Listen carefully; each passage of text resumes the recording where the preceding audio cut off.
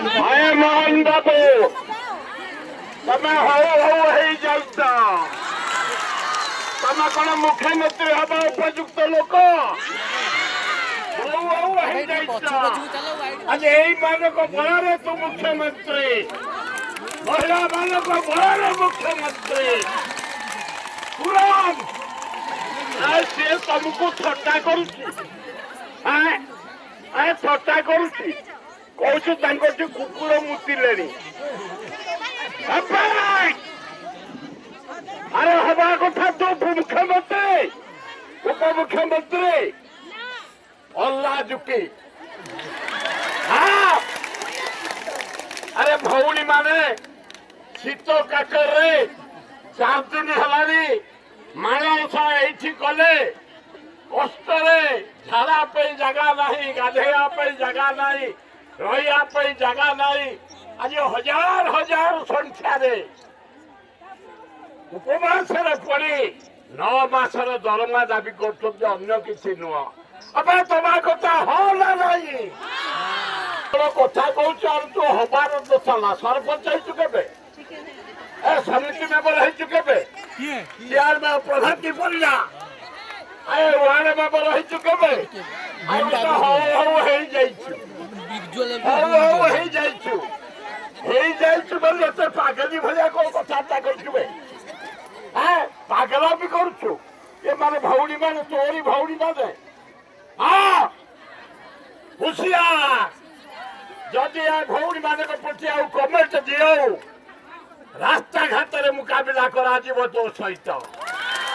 ରାସ୍ତାଘାଟରେ ଆରେ ଇଏ ତ ଅନ୍ୟ କିଛି ମାଗୁନାହାନ୍ତି, ତାଙ୍କ ପ୍ରାପ୍ୟ 9 ମାସର ଦରମା, ତାକୁ ସ୍ଥାୟୀ ନିଯୁକ୍ତି। ଏଇମାନେ ଗାଁ ଗହଳି ସହର ସେବା କରୁଛନ୍ତି, ଛୋଟ ପିଲାଠୁ ବଡ଼ ପର୍ଯ୍ୟନ୍ତ ଦିନ ରାତ ଖଟିକିରି ଆଜି ଓଡ଼ିଶାକୁ ଯଦି ଶାନ୍ତି ରଖିଛନ୍ତି ଏହି ମହିଳା ମାନେ, ଏଇମାନେ ଆଙ୍କରି ବଳରେ ତମେ ବଳିଆ। ତମେ ହେ ମୋହନ ବାଜେ ତୁରନ୍ତ ଡାକେ ମୋହନ ବାଜେ 4-5 ଦିନ ହେଇଗଲା ଏ ଶୀତ କାକରେ ପଡ଼ିଛନ୍ତି ଭଉଣୀ ମାନେ, ଭୋକ ଉପବାସରେ ପଡ଼ିଛନ୍ତି। ଏଇଠି ଲକ୍ଷ୍ମୀ ପୂଜା ସେ କରିଛନ୍ତି, ମାଣବସା କରିଛନ୍ତି। ଚିତ୍କାର କରି କହୁଛନ୍ତି ଆମ ଦରମା ଦେଇଦିଅ, ଆମକୁ ସ୍ଥାୟୀ କର। ଏଇ ଯୋଡ଼େ ଦାବି ତାଙ୍କର ବ୍ୟାଙ୍କ। ମୁଁ ଆଶା କରୁଛି ୟା ପରେ ମୁଁ ଏଇନା ଯିବି, ମନ୍ତ୍ରିମଣ୍ଡଳରେ କାମ ଅଛି। ମତେ ଦୁଆର ମେଲା ସମସ୍ତିଙ୍କର, କାହିଁ ନିନ୍ଦିବି ମୁଁ?